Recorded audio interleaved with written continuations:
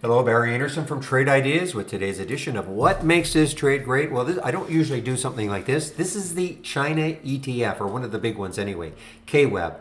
I want to point this out. Look at the move that this made. This is the first 15-minute candle, the second one, and it really hasn't given up much, and lots of news coming out of China regarding, the COVID shutdown and are they going to be more lenient, etc. But why I wanted to show this to you, because virtually every single China stock did this, XPAV, you can sort of see they all, now I have to admit, some of these actually pulled back.